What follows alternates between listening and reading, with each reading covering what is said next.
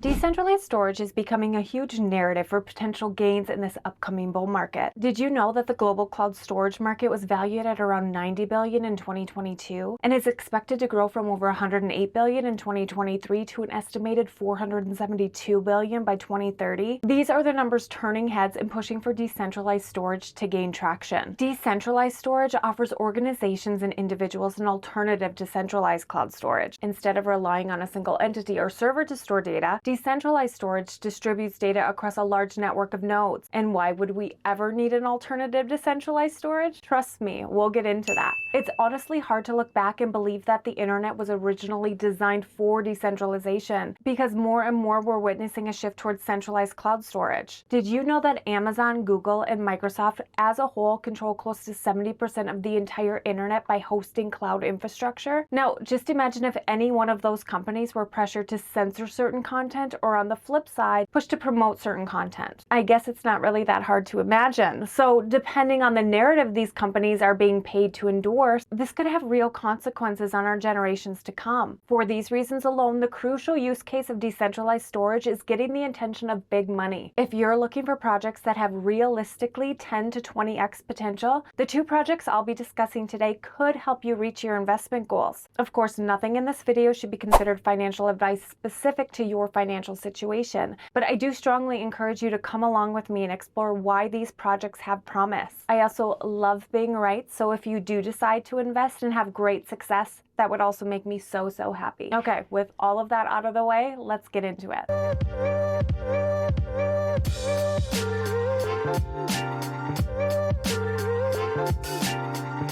Today's video is packed with information.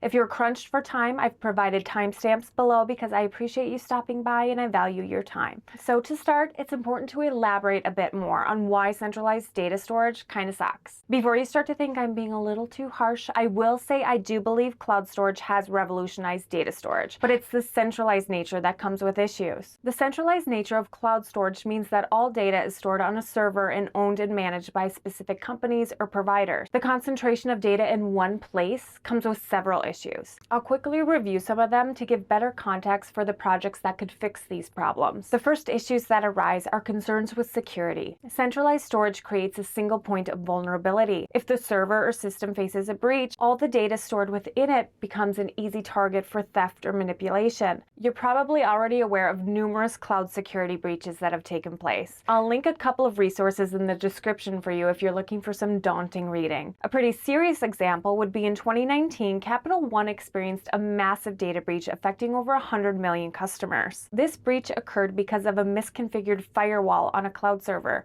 This is just one example of how a single security oversight in a centralized storage system can compromise massive amounts of sensitive data. The second issue we run into when it comes to centralized storage is data control. With centralized storage systems, users surrender control of their data to the service provider. They have limited say or knowledge about how their information is handled, who has access to it, or how it's secured. Facebook's Cambridge Analytica scandal revealed how user data collected from the platform was utilized without clear consent. Users had little control over how their information was accessed or used for targeted advertising. User data ended up being used for political advertising during the US presidential election in 2016 and the Brexit referendum campaign. Dependency is another downfall of centralized storage options. Users become reliant on the service provider for uptime, maintenance, and availability of their data. Any downtime or disruptions from the provider can halt access to critical information. Amazon Web Services experienced outages in 2017, affecting several websites and services relying on its infrastructure. Major websites like Netflix, Reddit, and Airbnb were temporarily inaccessible, showing how dependency on a single provider can disrupt access to vital services for millions of users. With centralized storage, we as users also have limited privacy. Centralized storage often involves users' data being shared or analyzed for various purposes without clear consent. This compromises user privacy and can lead to data exploitation. Google faced criticism for its email service, Gmail, scanning user emails for targeted advertising. Google had argued that the scanning was automated and served users better, but this information coming to light raised privacy concerns because users' emails were analyzed without clear permission or transparency. And lastly, but as I mentioned before, this does not exhaust the list fully. When it comes to the use of centralized decentralized storage, we run into issues with cost and flexibility. Naturally, providers dictate pricing structures and service terms. A lack of flexibility and competition can lead to increased costs for users, especially for businesses with evolving storage needs. Businesses utilizing enterprise-grade cloud solutions like Microsoft or AWS often face unpredictable costs. If their storage needs fluctuate, they might end up paying more for unused capacity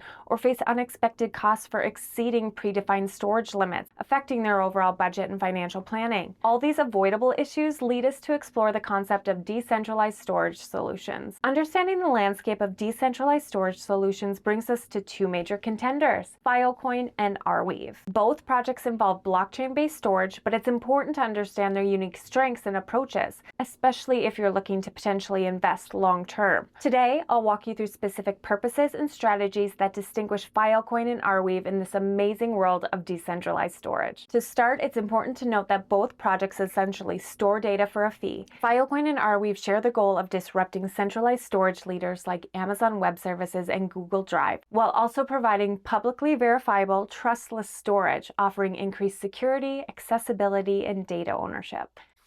Now let's get to the good stuff. Between Filecoin and Arweave, we need to define the fundamentals of each, look at the potential for growth, and decide on what might be the better buy in the short versus long term. Let's start with Filecoin. Filecoin launched in October of 2020 and operates as a decentralized peer-to-peer blockchain network designed for storing files securely in an incentivized structure. Filecoin goes beyond being a storage platform. It functions as an active marketplace. This means it allows users to choose both the price and reliability levels that suit them, which as a result creates flexibility and options for the user. The platform operates on a straightforward principle.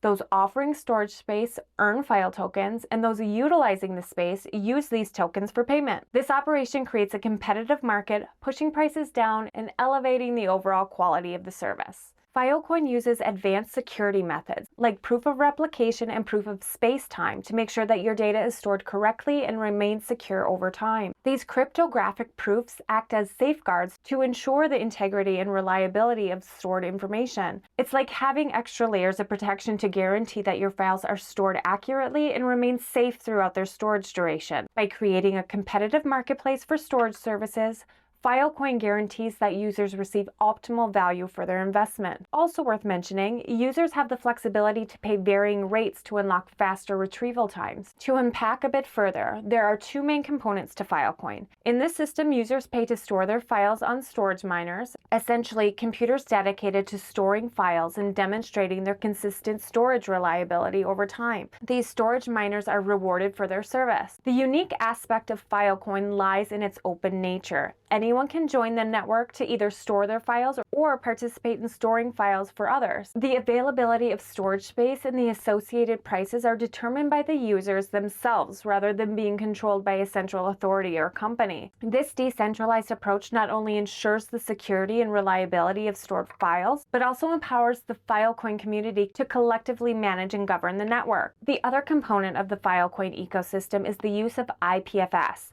also known as the Interplanetary File System.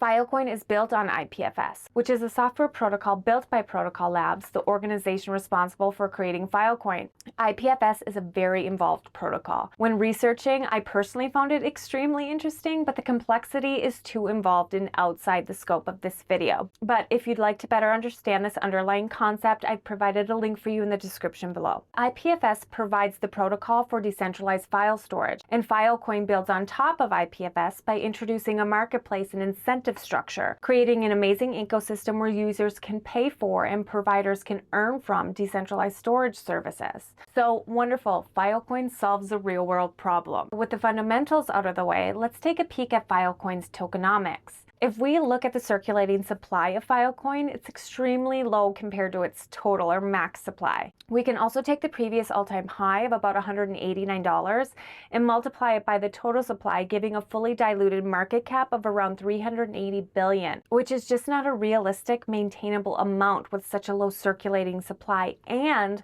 with a token release scheduled by the next height of the bull run, most likely at the end of 2025, the tokens released would be at about 1.25 billion Filecoins in circulation. So there are definitely stronger tokenomics for projects out there, but we've also seen worse. Because of the special features Filecoin provides, many people want to use the platform and its cryptocurrency. On the other hand, with similar blockchain file sharing and storage options appearing, it's tough to say if Filecoin is the best investment in the long run. Still, since Filecoin is currently the top player in this unique technology, I would expect Filecoin to become more valuable as more users join the network. With more users joining the Filecoin network, that would make it a promising choice for investment. So let's get into Arweave. Arweave is different in that it provides a permanent storage solution for the blockchain, addressing the critical issue of data permanence. Centralized data storage platforms often face challenges with data permanence due to the risk of single point of failure. Issues like hardware malfunctions, system crashes, or cybersecurity breaches can jeopardize the long-term availability and integrity of stored data. Also, platform policies or closures might result in data loss or limited access. Arweave, developed on Blockweave technology, provides on-chain permanent data storage accessible through web browsers. Blockweave is a unique form of blockchain that intertwines randomness through prior access points, keeping the process simple when adding new nodes to the chain. Unlike traditional methods, new nodes can join without downloading the entire history. They use reference lists of past blocks and active wallet addresses to join on the go. Arweave's protocol, Permaweb,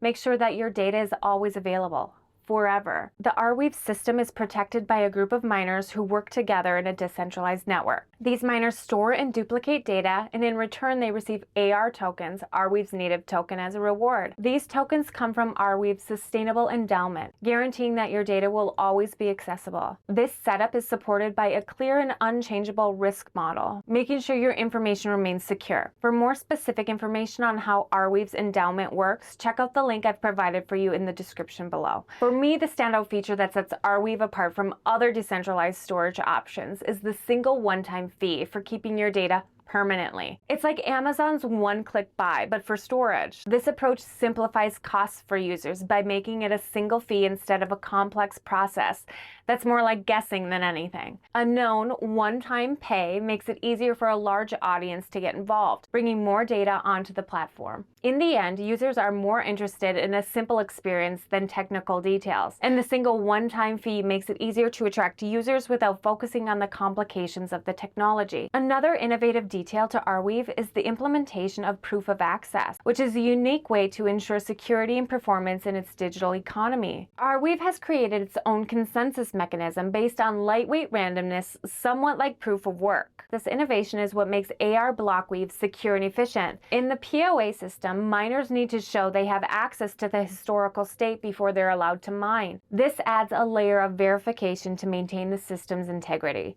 So, Arweave's vision and fundamentals appear to be pretty solid, unique, and necessary for a better future. But ultimately, money talks, so let's talk big backers. Arweave's vision is backed by an exceptional group of venture capital firms, including One Block Capital, 1KX, Coinbase Ventures, Multicoin Capital, Andreessen Horowitz, Coefficient Ventures, Arrington XRP Capital, Greenfield One, Techstars, Ledger Prime, Union Square Ventures, and A16Z Crypto, among others. Having support from these well-established entities gives Arweave access to top-notch mines and cutting-edge technology in the industry. This extensive network adds a high level of strength and resilience against potential challenges. So an obvious next step of exploring the life of the Arweave project would be looking into its current tokenomics. AR token has a set maximum supply of 66 million, and this fixed supply makes it resistant to inflation. This, combined with its practical use for permanent storage, creates a situation where demand could, and most likely would, surpass any downward pressure on the token's value, leading to significant growth potential. And if you were to just look simply at the circulating supply compared to the max supply, it's nearly the same. No manipulation or dumping concerns to be had here. This is both amazing and unusual for a crypto project. This makes it obvious why Arweave is often referred to as the Bitcoin of data storage. The idea is that as the token's price increases and the project lasts longer, its overall economic value is more likely to be greater than if there was inflationary pressure. With a previous all-time high of around $76, sitting just under $10 today really feels like a steal. So, Filecoin and Arweave, two projects doing their best to fix the problems surrounding centralized storage, but approaching it in two very distinct ways. Filecoin incentivizes large-scale storage, whereas Arweave concentrates on long-term data accessibility. Looking at potential growth, Filecoin's market cap stands at $2.9 billion, while Arweave is at $644 million. But don't let these numbers fool you. Arweave's solid tokenomics, including a circulating supply close to the total supply, back up its potential. With major backers like Andreessen Horowitz and Coinbase Ventures, Arweave holds real promise. The potential for Arweave to multiply your investments is evident in comparison to Filecoin.